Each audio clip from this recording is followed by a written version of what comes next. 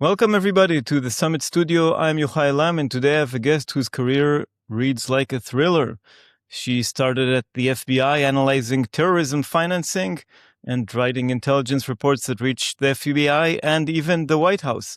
Then she spent 25 years inside the compliance and risk functions of some of Wall Street's biggest institutions, and today she's a NASDAQ board director, the founder of Park Solutions, and the publisher of The Risk Chair, a strategic intelligence series that's generally one of the clearest things being written right now about where global finance and technology are heading. These are really dizzying times. Pawneet Abramowski, welcome to the Summit Studio. Thank you, Yochai. It's an absolute pleasure to be here, and looking forward to diving into the topics that we talked about today. Yeah, sounds good. So before we get into the FBI chapter, which always sounds like the most intriguing one to me, I want to start one step earlier because I think not many people expect this. He actually started at HP, Hewlett-Packard, in marketing communications for their financial services unit before 9/11 happened and you joined the FBI. What did those years around engineers and technology infrastructure end up giving you that a straight law enforcement or compliance path just couldn't have? So yeah, that's an interesting question. My journey has been kind of up and down in different industry sectors, different public and private sectors. So working alongside engineers really at HP was it taught me, how to evaluate systems through a lens of infrastructure and like technical architecture rather than just written policy, because engineers are very linear. They try to open things up and like look at what's behind it. It was really helpful for me. So when you understand how data flows, so that I was not a technical person, I was not a expert in that field. So it really allowed me to look at the data, how systems scale, and where technical kind of vulnerabilities live, because that was our mission to be able to solve the problems, right? With technology, and we were in the early stages of the technology. So you don't look at compliance mandate as just a legal rule. Although my background was in legal and political science, so I saw it that way, but it allowed me to change, and I looked at it operationally and the operational reality behind utilization of systems and how to look behind the scenes. And it gave me a thinking framework really to integrate the traditional legal and the operational fluidity that's needed that I simply wouldn't have gotten in law. Yeah, sounds very interesting. Yeah, I also had background in engineering, and it sort of gives you some practical sense of how things work. So that's Yes. yeah, and you mentioned law enforcement, and what made you just move from there and go to serve at the FBI after 9/11? Yeah, well, I mean, 9/11 was fundamentally a shift for everyone, and it shifted the trajectory of many of us, those of us who were in New York and around the country, right? Suddenly people were required to be focused in specialized way, analytical way, and intelligent capabilities were really prominent, and you had to track what was not something that you thought about before, and they were non-traditional threats. So given my exposure in financial services, I really felt compelled to serve my country, of course, and to be able to kind of utilize my language. I'm multilingual, so that was prominent and really brought me into taking my HP background, my years at HP. Even in the marketing communications capacity, I certainly had skill sets that would have been beneficial for the Bureau. So I saw a profound obligation to apply those skills where, they were urgently needed. Yeah. No, and this flexibility, this multitude of skills is useful. And when we talked before, you described your career as a set of puzzle pieces, HP, the FBI, 2.5 decades at Wall Street, and now your own advisory firm. It can arguably be called sort of an unusual career path, not a straightforward one. Maybe today it's more common, but I'm not sure. When did the puzzle begin showing up? When did things start looking a bit more coherent to you, rather than a Yeah, it's series of? Mhm. Yeah, it's definitely not a linear path that my generation typically followed. You went to college, you picked a profession, and you went into that profession. I certainly didn't, and it became apparent to me when I realized every single pivot was fundamentally about managing systemic risk and institutional integrity. Right. So, being at HP at that time, there was a whole change that was going on from a technological perspective in the society, as a whole. So, I was there at that poignant moment. I lived through Y2K, so that was an interesting inflection point to see how people reacted to it and how they managed the risk. And so the building an AML framework, which I later kind of, got into, and advising high growth enterprises, which I do now.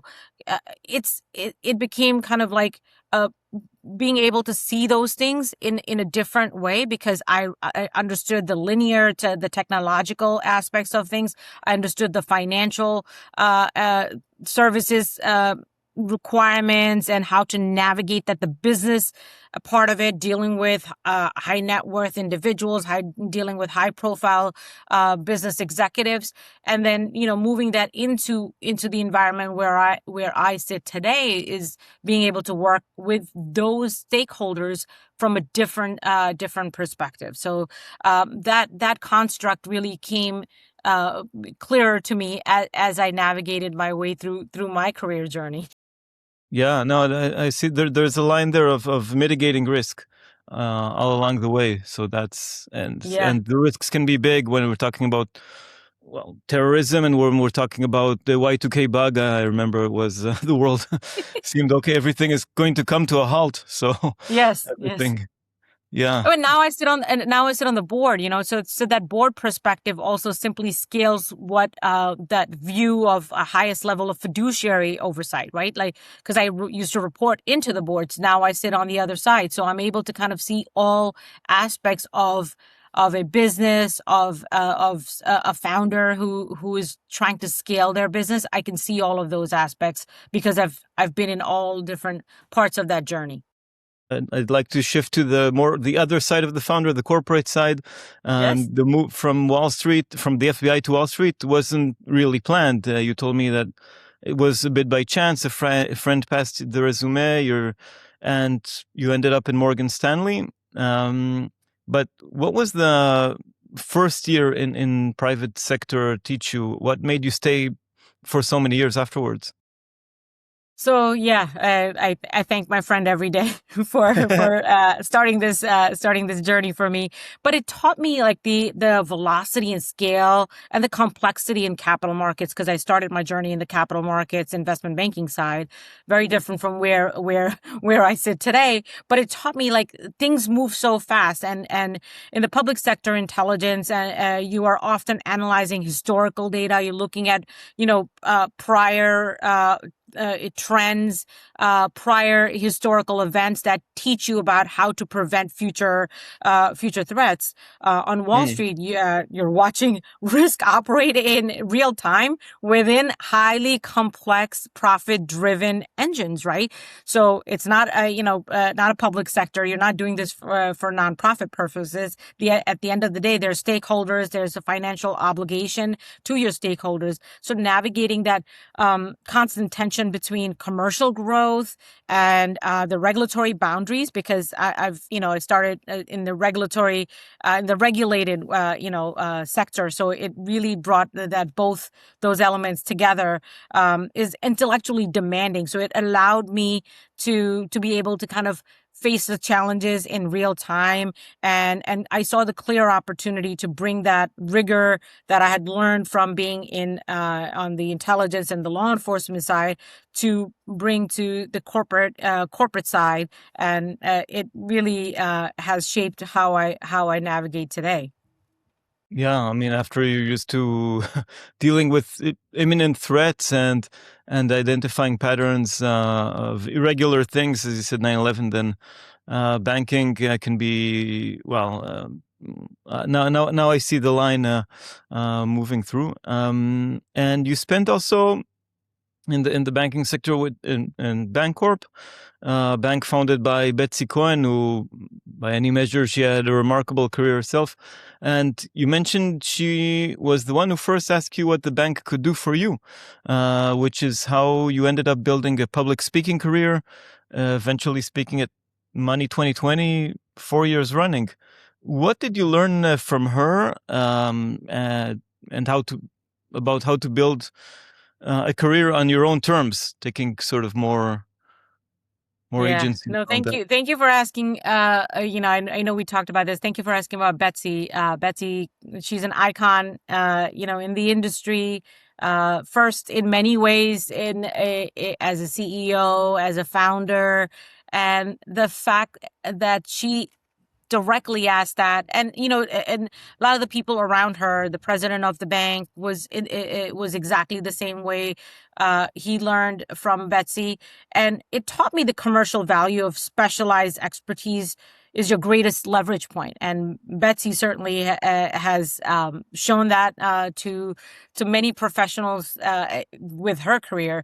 So when a leader of her caliber asks what organization can do for you, which is not common, which is not something corporate America does. She's cut from a different cloth, as they say. So it forces you to think about your enterprise rather than what an executive would do, right? So it taught me how to look beyond that, and that kind of stayed with me even as I ran teams and helped shape other people's careers that were in my team and that I had oversight for. So she championed the philosophy that compliance and risk functions should not hide in the back office. Mm. So she really put me in the forefront, and that wasn't something that, and she did that for many others, different disciplines, different expertise. But she knows, it's like how a jeweler knows to look at a certain piece of jewelry, a stone, and say this is going to be valued so much, or this can take shape into this form. That's who Betsy is, and she put me in front of those global stages. And it was in the early days of how Money 2020 used to be. It was and Bancorp was the sponsor bank for Money 2020 in its early journey. So it was nice to see founders, investors, things that I had seen, and technologists, at the same in the same place, because that is not a common thread that you see in various conferences, because you see the executives, you see the investors, for the VC firms, and then you see the business that's trying to kind of solve a problem in that particular sector. So I thank her, and I'm still connected with her.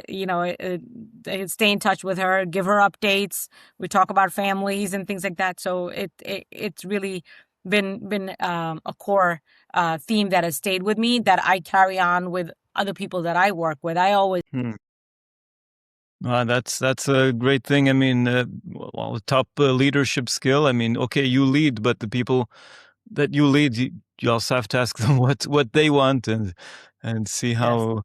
And I see also an interesting path here. I mean, you went from, I mean, at some point serving your country, when I think it was Kennedy. You ask what you ask what you can do for the country, yeah to somebody asking you what can the yeah corporation in this case can do for you. Yeah. yes. Thank you. I like putting that together was not, the Kennedy and Betsy. That's a good connection. Yeah, yeah. It was, and what I like also is that you passed it onwards. You kept, you spent years then teaching the next generation of compliance officers. You ran a master's program at Cape Western Reserve, and you taught in Saudi Arabia, where you were the only female professor in a co-ed campus at a security sciences university. That's not a small thing, and I think it also relates with. I mean, you got this empowerment from a female leader, from Betsy Cohen, and you were, maybe that's also related, that you felt also empowered as a woman, or How was that? What did that Yeah. experience in Saudi Arabia teach you in general? Yeah.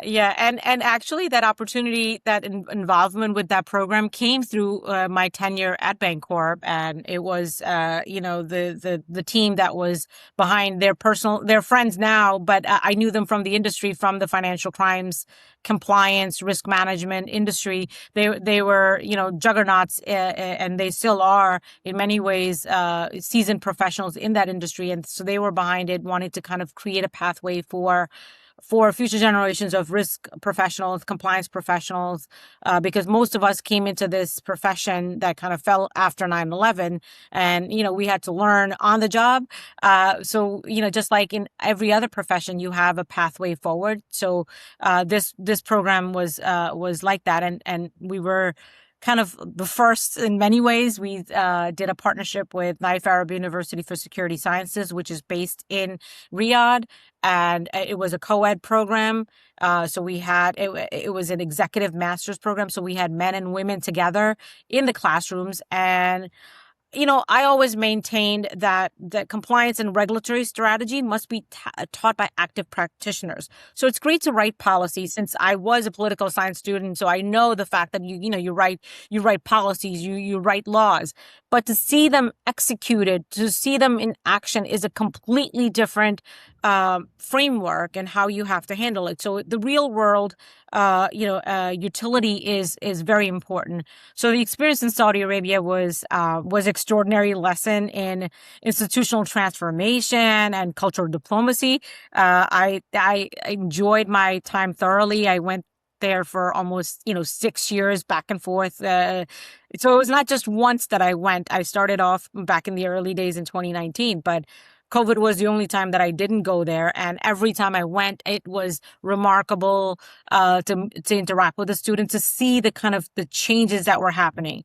And operating as a sole female professor, was also, I was the center of the attention with a young female student. So it was great to kind of see the world through their eyes, and the hope that they had for their professional lives and professional careers. So what surprised me most was the deep precision and the mutual respect that they had for me and for everyone, and the commitment to, like, the institutional building of world-class governance frameworks, and going in, proving that the rigor and the risk management truly, like, transcends the geographic and the cultural boundaries. So these students were dedicated, and most all of them that were in the program, I think most all of them, I have them as my friends on my WhatsApp chats. So I stay in touch with them. I'm in touch with them professionally through LinkedIn. And they're all in the ministries. They're working in the financial institution framework that they're building in Saudi Arabia. They're part of it. They learned a substantive amount of information, and they're executing it in their capacities as leaders in the private sector and in the public sector. So, which is impressive.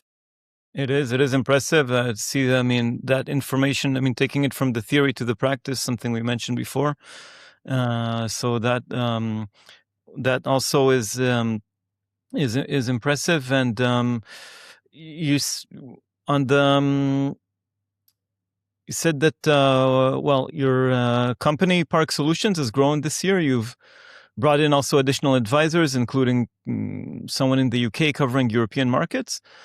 You said that your sweet spot in startups and small is startups and small to medium-sized fintechs rather than big banks. You've moved on, and who just hired the big four, and that is a transformation. Why is that specifically where you want to spend your time? Is this where the sort of people do the more practical stuff, or any other reason? It's not to say that I have lots of friends that work in the Big Four. I utilized as an executive in-house when I worked in the financial services. I've utilized all of the Big Fours because we had the budgets, and the reach is different for those types of organizations. So they have their place, in the marketplace. But I saw that there was an executive gap was the widest in the small to medium size sectors, because it was always lagging. It was always an afterthought for, it's a trickle down effect. We go back to Reaganomics, but like, it's a trickle down effect. The big institutions, big money center banks globally get all the attention, certainly have the massive presence and the budgets. It's the smaller regional small businesses, startups that don't necessarily have the support in the way that the big institutions have. And they also face the problems in a different way, because they're trying to solve a problem of the ecosystem, right? By their technology, by their solution, by their idea.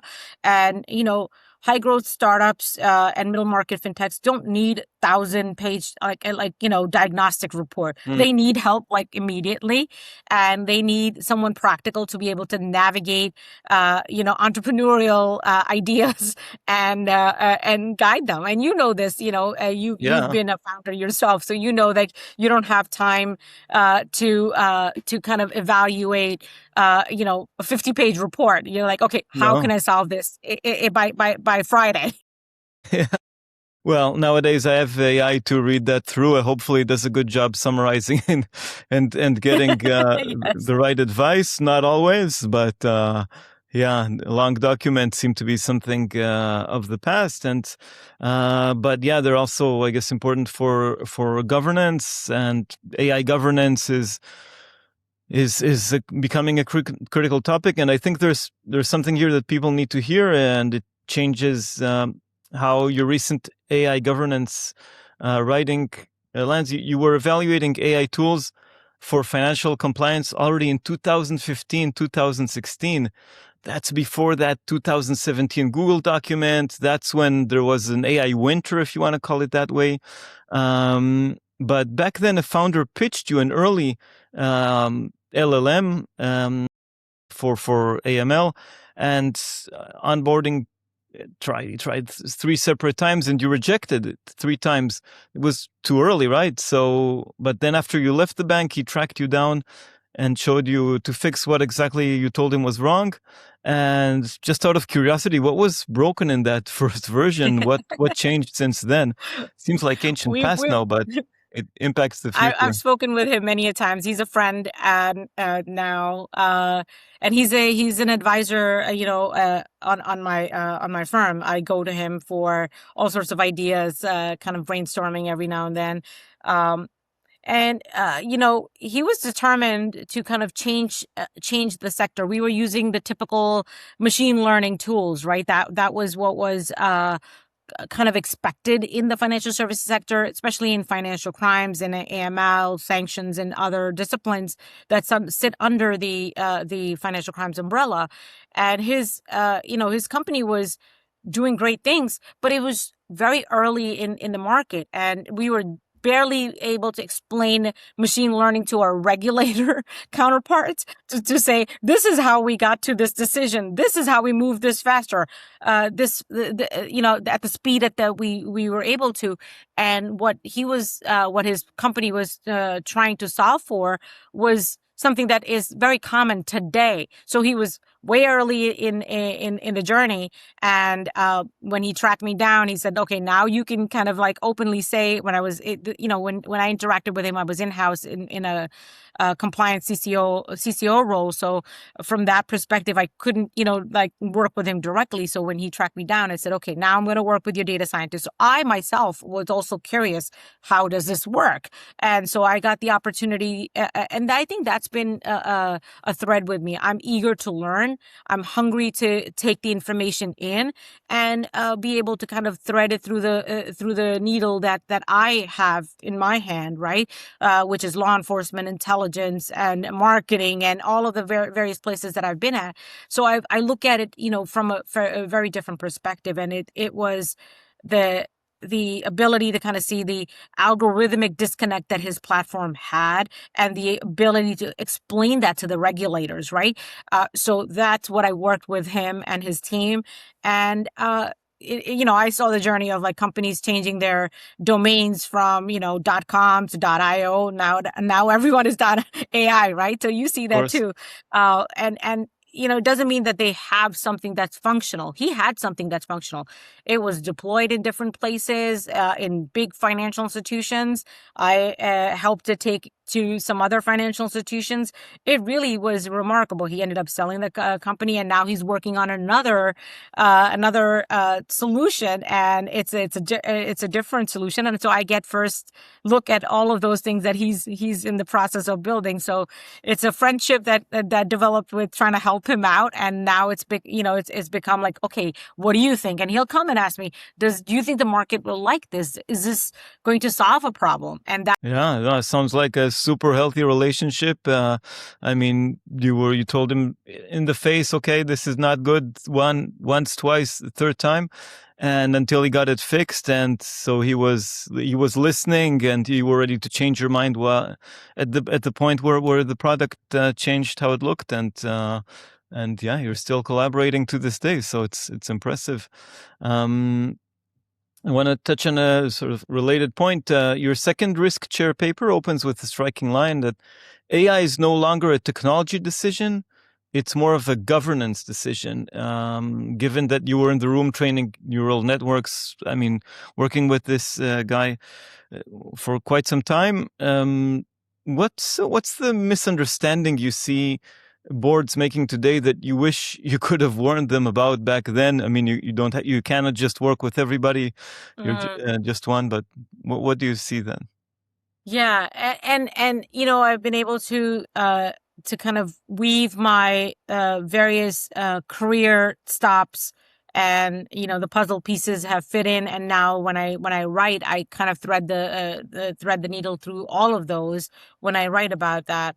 And having reported into the boards, they're very dedicated, people that take the fiduciary responsibility seriously. However, they don't necessarily have the expertise, in all of the areas that are presented to them. And AI is still a IT line item. And if it hasn't moved from the IT side, we're talking, now in the middle of 2026, it's shifting. But the understanding that it's not just an AI, not just a technical element. You need to go to your CTO only to kind of say, okay, what do we need to do? What platform do we need to do? What do we need to integrate into our existing ecosystem? It's an operational efficiency tool. It's more than that. Of course, we all use it. That is critical. And it's a catastrophic error from my perspective if they just still keep it as a technology, Yeah, enablement piece. It's an existential shift in operational risk within an organization and the corporate liability, because when an algorithm interacts with whatever you're kind of inputting into that, we used to say garbage in, garbage out in the machine learning systems. yeah, And it's the same kind of thought process. And how your internal controls react to it, how you handle your customers, how do you handle proprietary data. All of those elements are part of that AI ecosystem now.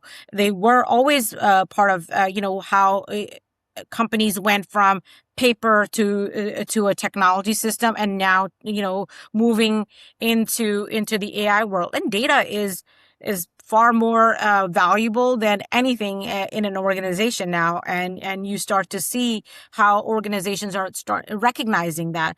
And, you can't delegate that to an AI tool, like your response, right? You can get a response. I think I said something earlier. I couldn't explain that to the regulators. Like you have to be able to explain, how did you arrive at that decision? And yeah. you can read a script and you can say, okay, yes, we did X, we did Y, and that's how we got it.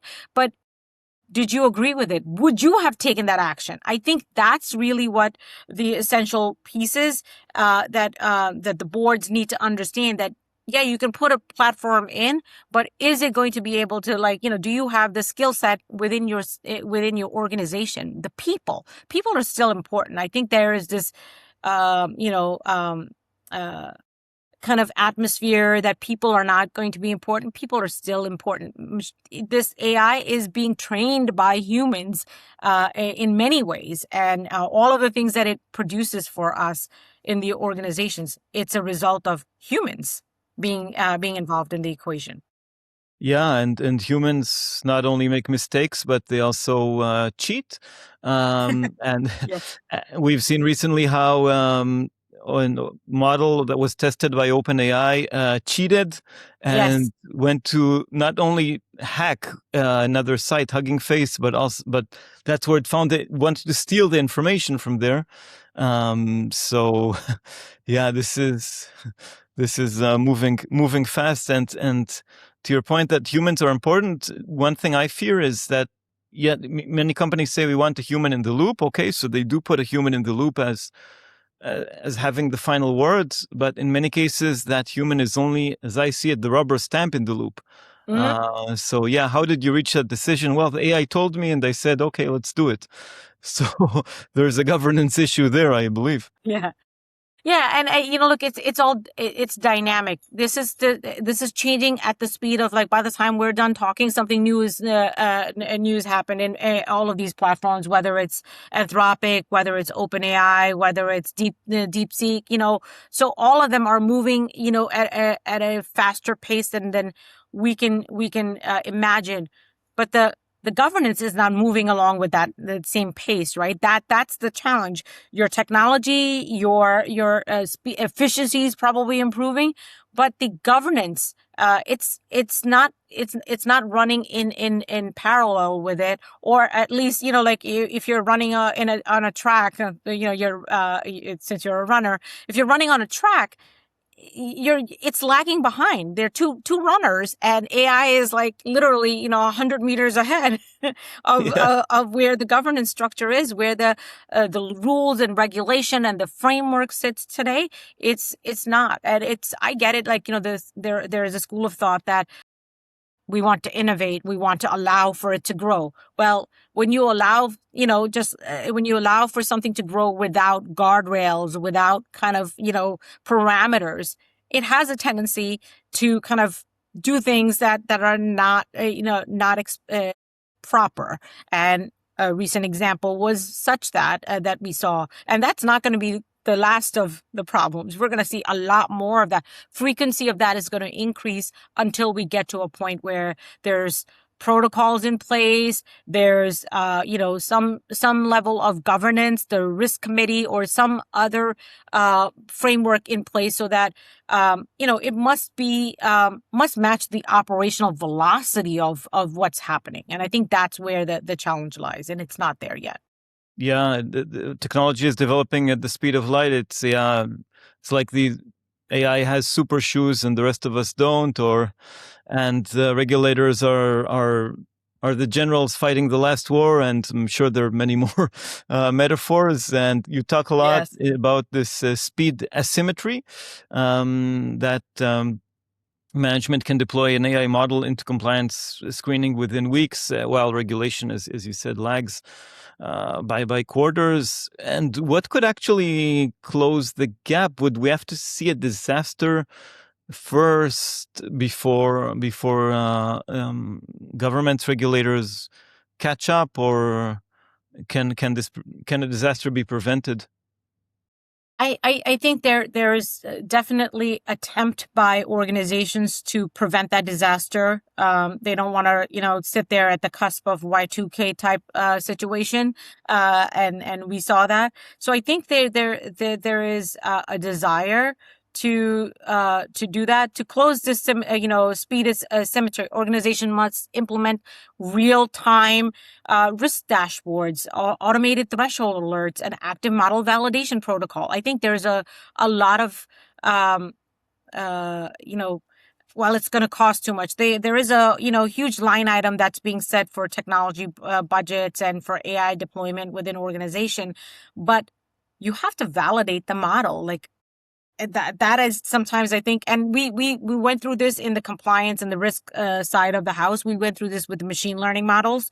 The model validation was kind of an afterthought, and then it became, wait, what? You have the default settings. You didn't change this. You didn't, you didn't put the proper, guardrails in place, and you just literally, bought it and plugged it in, and then you went your way and said, we have a tool. So I think it's those kinds of things that will be helpful to kind of match where things are going operationally.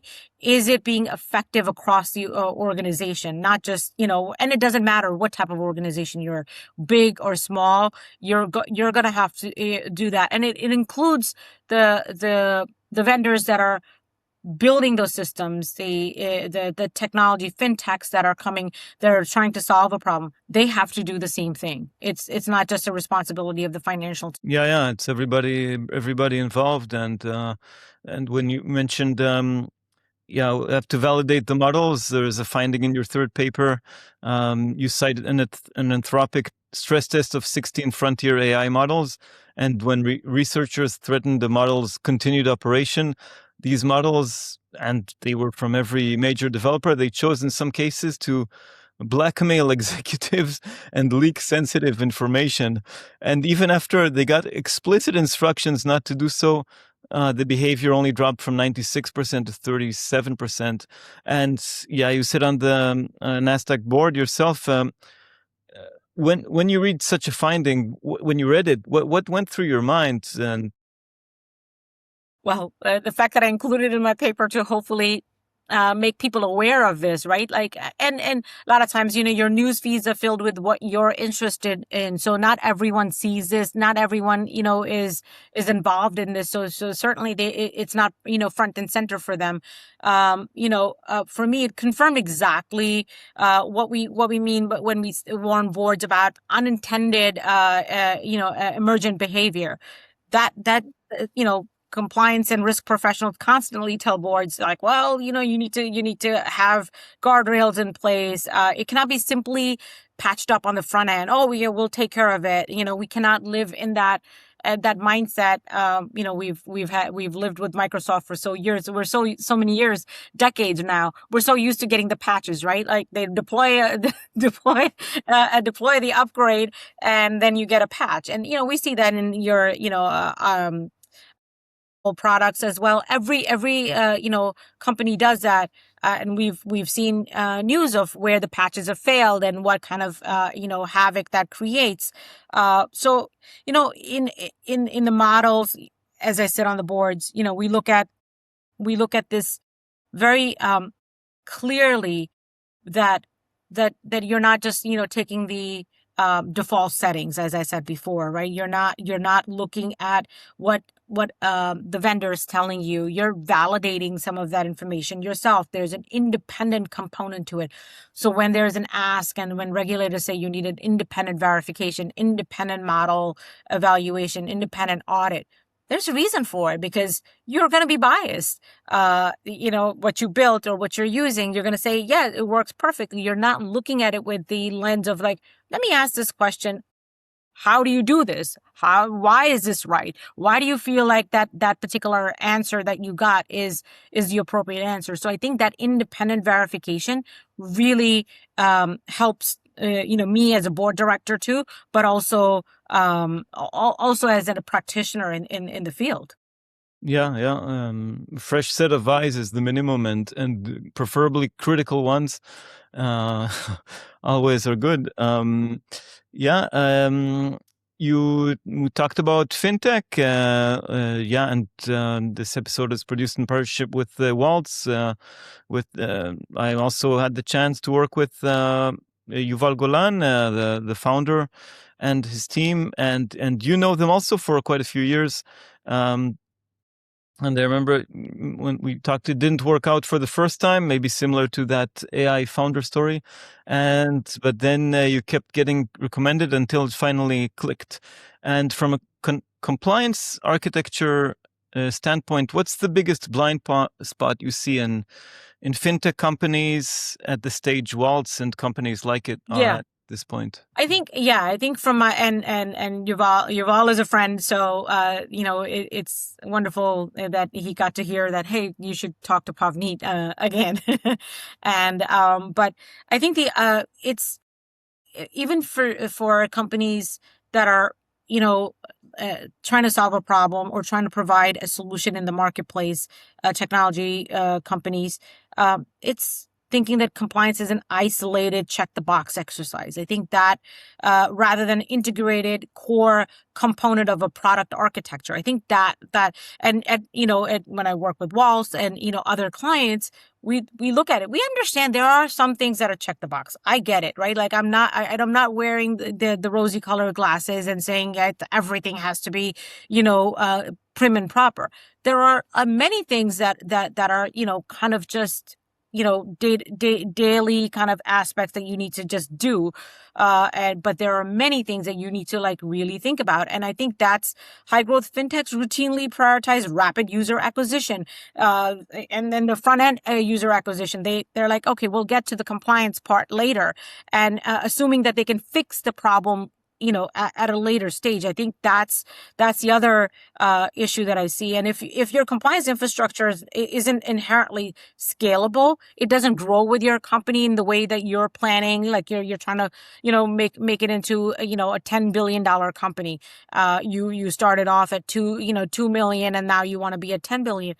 Your compliance process, your speed at which you manage the risk has to grow with it. And I think that's the regulatory friction that exists within these companies. And eventually it'll balance out. The unit economics will balance out, because when you see that you're not getting turned away from your partners or customers feel confident that they can come to you rather than go to another platform that is not providing that kind of safe architecture, compliance, at the forefront.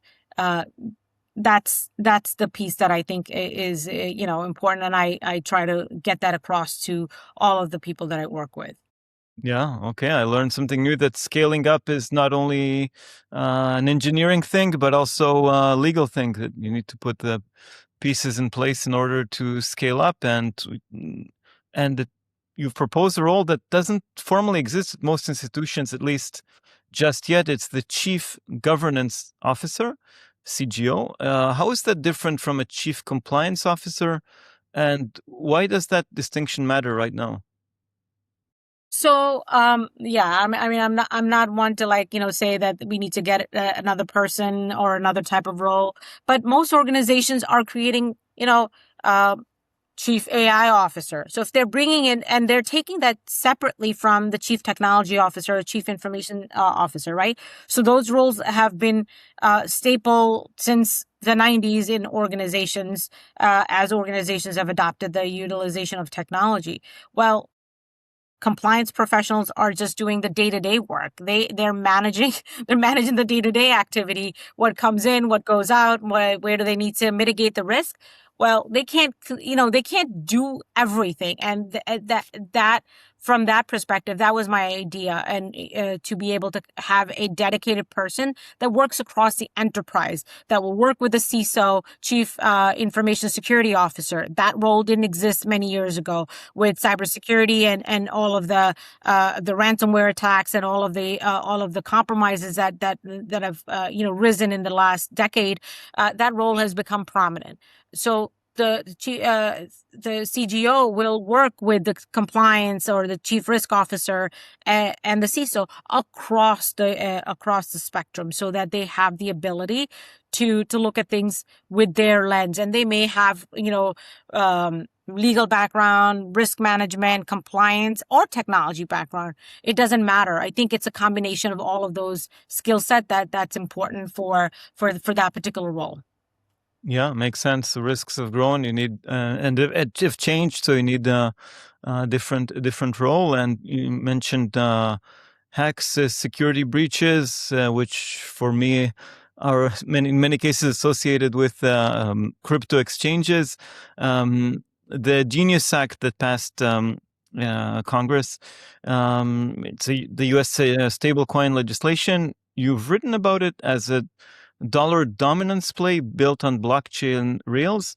And for a fintech building cross-border payment infrastructure today, returning also to the fintech topic, is that framework an opportunity? Is it a compliance trap? Is it both? How do you see things at this point? It's decisively both, and it's extraordinary commercial opportunity for because explicit, statutory clarity provides a legitimate runway, right? I think, and that's what I said before. Like if we had the guardrails and a clear direction for how we need to manage the AI, the artificial intelligence that we're putting into our organizations and our daily use. Similarly, with the Genius Act, it gives a runway for institutions to adopt massive cross-border volume.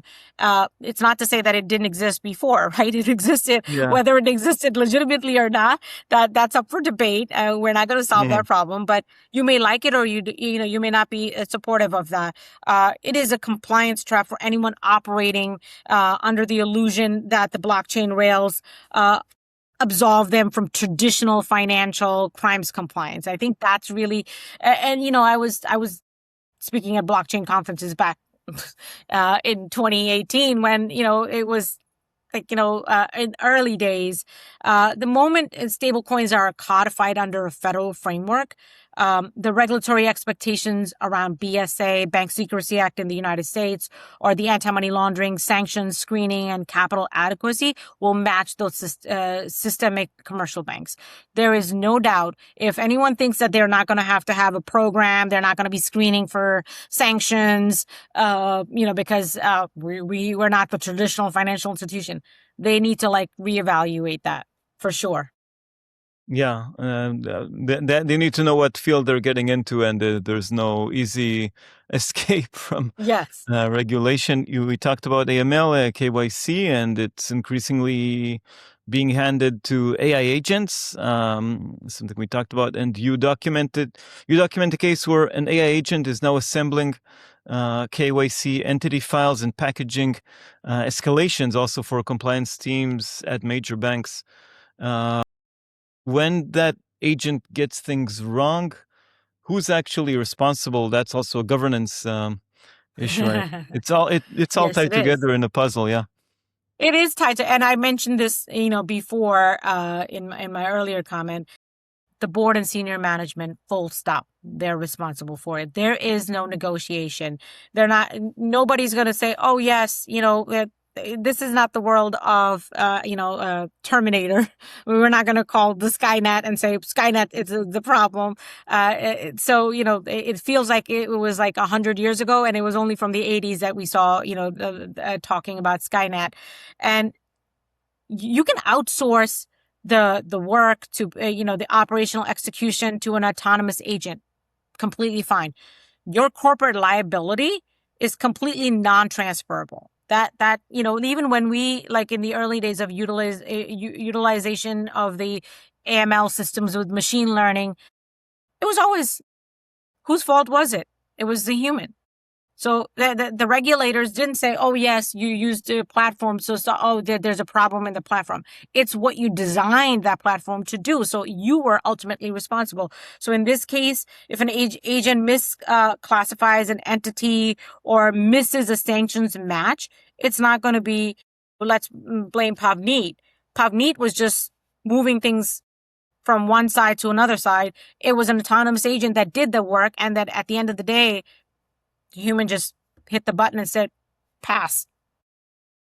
Like you mentioned earlier that, it's a rubber stamp in some cases in some organizations, and that's not going to work. Yeah, you can't blame it on the agent. You can't blame it on third-party tools. I mean, eventually the buck stops at senior management. Yeah. And we talked about crypto and cross-border. As I'm based here in Barcelona, Spain, and for European fintech, trying to read the U.S. regulatory environment right now, what's the one thing they probably get wrong? There are different styles on both sides of the Atlantic. Well, I mean, the European, in many ways, are far ahead because there's a lot more guidelines and governance framework. AI Act in EU is far more advanced than what we have. We're still kind of putting the frameworks on it. We haven't really codified anything in the US. And as organizations are trying to work in the US market, they have to realize we have over 6,000 financial institutions that operate, and that's just banking institutions. That's not your money service businesses. That's not your lending firms. That's not any of those, right? Those are non-banking financial institutions. So there's a huge ecosystem. That's why when they say, you can make or break it in the US market, it really is, because you see the scale of which you can do some of these things with. So, for anyone that's kind of coming into the US, they need to understand the US regulatory framework is different. You need to navigate the various expectations of state regulators, federal regulators, different state. So you're not just dealing with just your federal, at the top of the house. You're dealing with state regulations. We're starting to see the current administration pushing back on states to take the ownership of cybersecurity and some of the other specific components. And so New York, California are doing a tremendous job in taking on, they're taking the lead in many ways. So institutions that are, that are wanting to come in the US, they have to really, do a careful, assessment and a thought process, and also need to have good people around them that can kind of guide them how to be in these, navigate these state expectations versus the. Yeah, yeah, okay. So I mean, when Europeans complain here about different countries with different rules, and then on top there is the European Commission, they should be aware that, okay, maybe it's not exactly the same in the US, but there's also a state and federal separation of regulations that shouldn't be ignored. In your first risk share paper, you talked about the decoupling doctrine. And you said that what sometimes can look like chaos in Washington is actually a bipartisan strategy toward American economic sovereignty, which can be read here in Europe as a disruption, but you say it's an architecture. What's something also that we here in Europe should know a bit more about what's going on? Well, I mean, it's a highly sensitive geopolitics is highly sensitive topic these days, and so there's this misinterpretation of highly coordinated long-term strategic architecture shift. That's what the people outside the U.S. need to understand. It's not a temporary political volatility. I think the execution of some of these things is what is seen, and it's handled differently. The migration toward economic sovereignty, as I wrote in my paper, supply chain decoupling, and extensive and defensive trade mechanism that have been put in place is a permanent structural realignment. United States used to always be like the first one out there trying to help and lend a hand, and I think we've seen China doing this for over 40 years, trying to China first, and doing things that bring autonomy and more focus on China. Russia's doing the same thing. And it doesn't mean that they're doing something good or bad and we need to follow. I think we in the United States have been doing this in our way, and and I say this in my paper, is it crosses administrations, and that's what the average person doesn't understand, because they're looking at it from business standpoint. They're looking at it from their own lens. They're not looking at it that it's a strategic, slow shift, and previous administrations may have acted and executed differently. And I think that is really the assessment that I want to get across, is that Washington is systematically weaponizing the dollar and trade policy to protect the national security. And why not?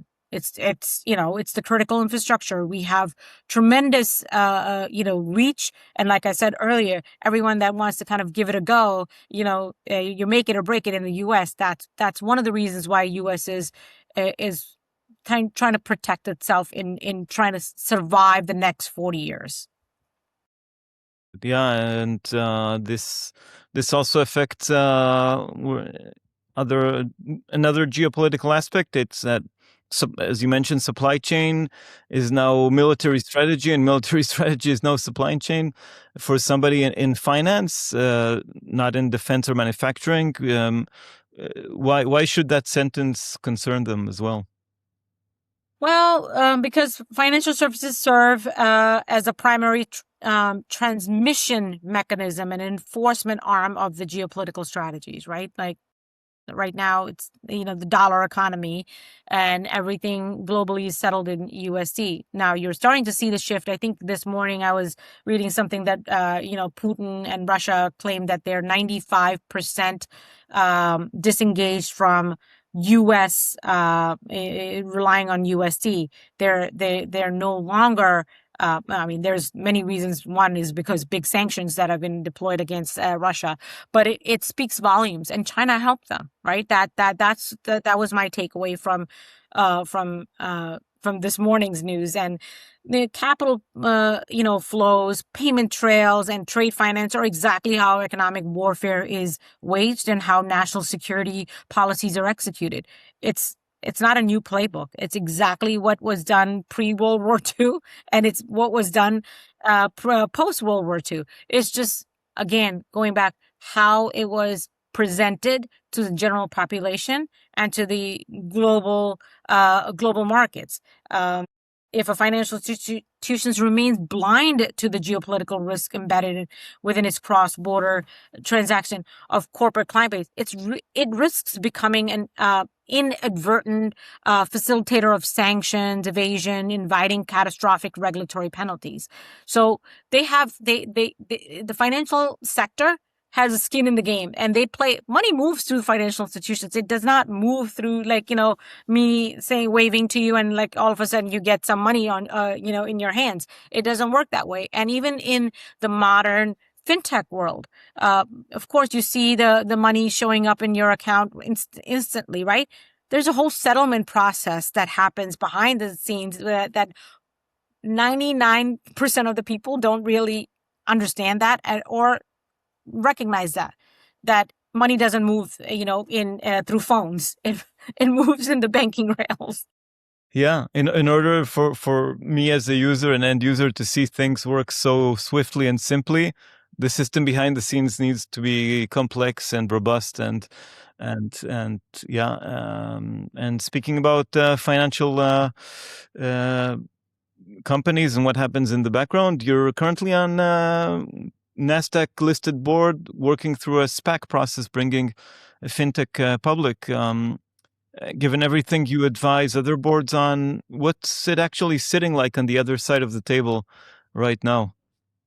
It's actually very nice to kind of look at that. It's an exercise in extreme discipline, precision, and structural clarity, because when you're taking a company public, practically through a complex mechanism like a SPAC. And, we had SPAC heyday, then we had a SPAC winter, now SPACs are back. So I've been part of the SPAC heyday machine as well. The margin of error is non-existent for when you're taking a company public. And it doesn't matter if you take it through a traditional process or through a SPAC process. Sitting in that seat, it underscores exactly why the advisory work that I do through Park Solutions is so vital, because I see from firsthand perspective, how robust governance and proactive risk integration and mitigation directly, preserve corporate valuation and build an institutional trust during critical market transactions. If you're trying to do a raise, if you're trying to go public, those are all those are looked at very, very carefully. The governance, the way the organization's culture is, that's very important. Yeah, there are always risks out there, and you've spent 25 years watching institutions sometimes get surprised by risk. They technically had the information to see things coming. in such AML failures at major banks and now in AI governance. So what's the pattern? Is there what makes intelligent, well-resourced institutions still walk through the same trap? Is it negligence? Is it just blind, opt to be blind, or what thing do you see over there? Well, it's hubris and siloed intelligence. The original So sin, always hubris, yeah. yes, yes, we can go back, and it doesn't matter. It's not in the Western, the thinking. It's in the Eastern thinking as well. So, organizations repeatedly suffer from systemic disconnect, and where business development and revenue generation outpace the independent risk functions, which I mentioned before. Early warning signs are dismissed when someone raises their hand and says, we don't have enough resources. We don't have the speed at which you're pushing things down to us. This is administrative back office. Like, we'll get to you, Pawneet. You write it in a report and give it to us, and we'll look at it. And culturally, these institutions convince themselves that their past success or scale shields them from systemic failure, because they think that they're going to carry on that legacy and they can ride the coattails of that. And forgetting that catastrophic risk and risk compounds quietly. So when we see, huge fines or failures, you see them, you think the regulators go back and law enforcement goes back, 5, 6, 7, 8 years, and says, this is when it started, and this is how long the pattern continued. So it's not that, you can kind of put it in the back burner and say, we'll look at it later. It just slowly accumulates. It's like that, if you don't clear the drain properly, that you start to see the backup happen. And what happens when the backup happens? Your tub overflows. Yeah. Well, it's the frog in the boiling pot thing. Which actually is apparently the frog does jump on time, but but the metaphor still stands. Yes. And I also think it's sort of, when companies are successful, they think they're invincible, and they prefer doing shiny new stuff and think they'll get even more successful and not deal with the risk mitigation thing, which, and these people are, people like you are called upon only when there is, the house is on fire. Yes, clean up the mess. Exactly. Yeah. And each time there's a new technology and they think, okay, the technology is new, but the governance problem is not. And if you could leave one thing with every board director, compliance officer, founder reading your work, one thing they could actually do differently once they finish listening to this interview, what would it be? Well, audit your assumptions. That's what I would say. Pull your executive leadership team into a room and demand a clear, unvarnished answer to one question. Where we deploying technology or chasing revenue faster? Ask those questions. Then our governance framework can they be validated? Is that control working? Find the operational gap. I think those are things that I would say that you need to keep that in mind, that you can kind of, be on that, fast moving train, but you need to be able to understand when you can jump off, and how do you need for the train to slow down? Do you need to make sure that the train is functioning well? And your business is like that. Your organization is like that. You could, you could be on a lightning speed, trajectory, but you need to take a moment, audit those assumptions. We could turn it into a sticker, audit your assumptions, maybe an acronym, but it applies to so many parts of life in general. Yes. It's good advice looking into the future. And one thing you're going to do in the future, you're already now the president-elect of the Financial Women's Association, and you chair already now their AI committee. What do you want to accomplish when you formally take over as the president? Well, I think what I want to kind of share with our members and our audience, and through what I do is education, learning. As I said, I was hungry to learn. I absorbed information. I raised my hand, and through our initiatives, in the FWA, what I want to be able to do is incorporate that learning aspect. Women sometimes, forget to kind of put that aspect in front of them because they're going through so many other things in their life and their career that they don't necessarily put that element in front of them. So one of the things that we're trying to do is, have across the board learning initiatives. Education is core to the FWA's mission. Kind of turning the future generation of young women who don't who may not have their infrastructure at home, or otherwise don't have mentors. We want to be able to kind of lead that knowledge and information to them so that they can build the future for us as we kind of take the posture our posture out of that the actual corporate world and the working world. So, sounds like a noble goal. Knowledge is everything, but from time to time you have to audit your assumptions. Yes. And anything else you want to add before, and also tell people where people can find the Risk Chair and how they can follow your work? But anything else to add? Go ahead. So you can read our strategic intelligence deep dives and regular commentary directly on through Park Insights, where we have commentary on interesting topics. But we also have the Risk Chair, which you mentioned before, which is our deeper kind of strategic thought leadership, and directly at parksolutionsllc.com on our website. And you can connect with me on LinkedIn to follow on an ongoing work in regulatory strategy. And we have the newsletter on LinkedIn as well, the Risk Chair newsletter. So you can read some information there, and then you can follow the big white papers on our website. Sounds good. Okay. There's more to come. Yeah. This quite a lot of things you're producing and moving things forward.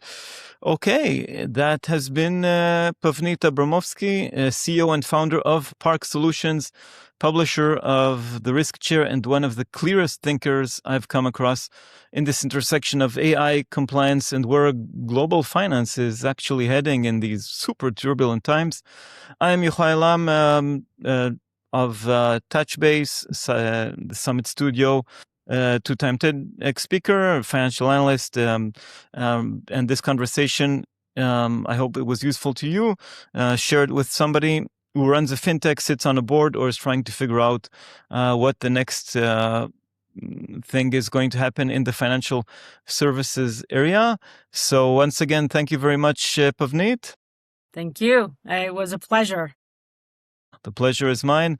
Thanks everybody for listening, and see you soon. Bye-bye.